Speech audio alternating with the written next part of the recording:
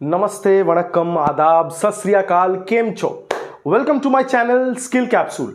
दोस्तों, जैसा कि मैंने पिछले वीडियो में डिस्कस किया, प्रोफेशनल स्किल्स एग्जैक्टली क्या होती है, हार्ड स्किल्स क्या है, सॉफ्ट स्किल्स क्या है, तो आज मैं डिस्कस करने वाला हूं प्रोफेशनल स्किल्स की एग्जैक्टली क्या इंपैक्ट होती है, क्यों इंपॉर्टेंट है प्रोफेशनल स्किल। और दोस्तों, आप लोगों के लिए एक छोटा सा सवाल है, आपको क्या लगता है प्रोफेशनल स्किल हमारे लाइफ को कैसे इफेक्ट कर सकती है?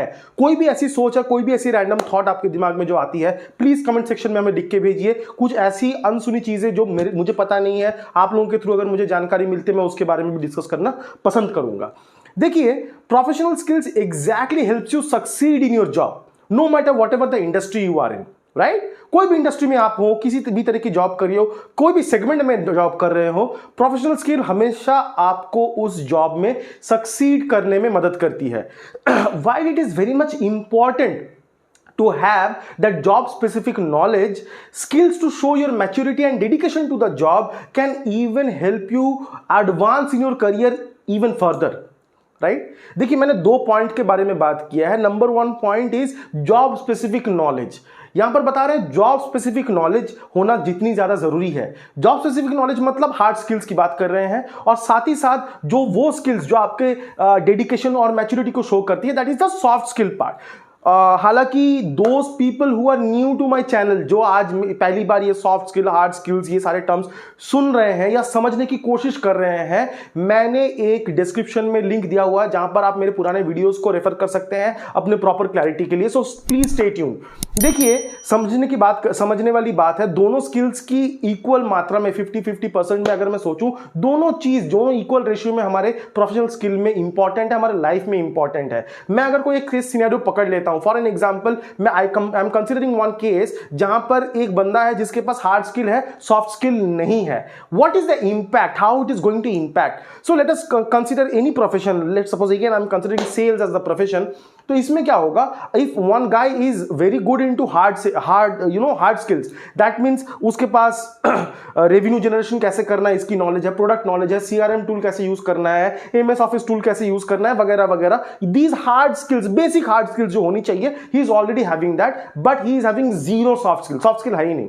तो क्या होगा, अगर वो इस तरीके से किसी कस्टमर को कोई भी प्रोडक्ट बेचने जाएगा, कोई भी सर्विस बेचने जाएगा, एंड ऑफ द डे उसकी जो हमेशा टारगेट रहेगी to close the sale rather than understanding the need of the customer. उसको कस्टमर की नीड समझने से ज्यादा उसकी जो इंटेंशन रहेगी, अपने प्रोडक्ट को पुश करे कैसे, उसको सेल को क्लोज करे कैसे। तो क्योंकि वो सेल को क्लोज करने के लिए ज्यादा फोकस रहेगा, उसका जो एंटायर बॉडी लैंग्वेज है, जो एटीट्यूड है, वो सामने वाले बंदे को पूरा का पूरा एक सेल्स पर्सन का फील देगा, जिसके वजह से एक जो साइकोलॉजी है ना, आपके पास कोई भी आदमी अगर कोई भी सामान बेचने आता है, इमीडिएटली आप ना कर देते हो। क्यों? क्योंकि आपको शायद जरूरत नहीं है। लेकिन अगर वो आपकी जरूरत को समझता है, उसको नीड को क्रिएट करता है, अर्जेंसी बनाता है, तब जाके अगर वो आपको सामान बेचने की या सर्विस को देने की कोशिश करता है, आप खुशी खुशी ले लेते हो। यही डिफरेंस है।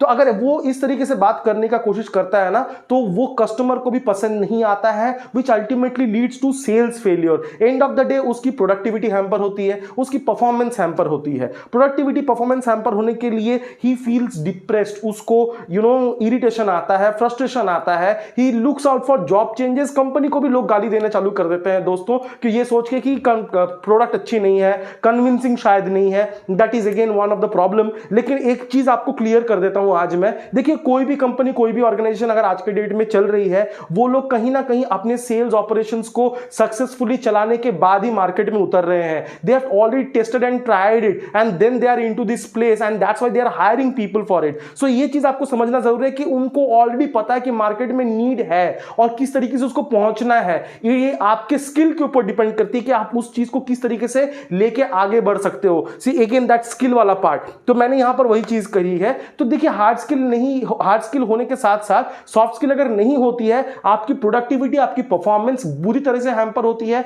You start feeling frustrated, you start getting depressed, आपकी बिहेवियरल चेंजेस होनी चालू हो जाती है, जो घर पे भी लोग देखते हैं, जो अच्छा नहीं है दोस्तों। आपको भी अंदर से डिमोरलाइज्ड फील होने लगता है, which is not good, right? And of the day आपको उठ के आगे बढ़ना है। So this is one of the impact जो आपके लाइफ को सिर्फ प्रोफेशनली नहीं, पर्सनल लेवल तक भी ये इफेक्ट करती है। This is very important point.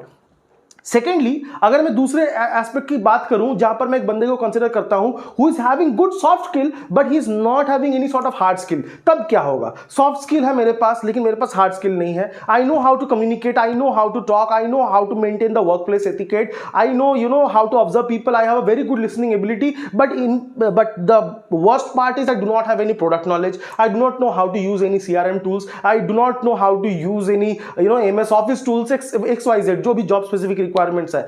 अगर आपके पास वो जॉब स्पेसिफिक नॉलेज नहीं है, तब जो प्रॉब्लम होती है दोस्तों, प्रॉब्लम ये है, you will sound as a corporate fool my friend. That is a biggest problem. आप शायद सामने वाले बंदे के लिए बहुत अच्छा इंसान हो सकते हैं, लेकिन when it comes to business you are a total loss resource my friend. तो आपको इस तरीके से खुद को भी समझना पड़ेगा. And of the day end game यही है, सॉफ्ट स्किल है और हार्ड स्किल अगर नहीं है तो भी आपके लिए टोटल फेलियर है, आप आगे नहीं बढ़ सकते माय फ्रेंड. सो आपको अब तक तो ये चीज समझ में आ गई होगी, सॉफ्ट स्किल, हार्ड स्किल, और rather if I talk about whole lot of professional skill की क्या वैल्यू और क्या इंपॉर्टेंस है हमारे प्रोफेशनल लाइफ में और हमारे पर्सनल लाइफ में.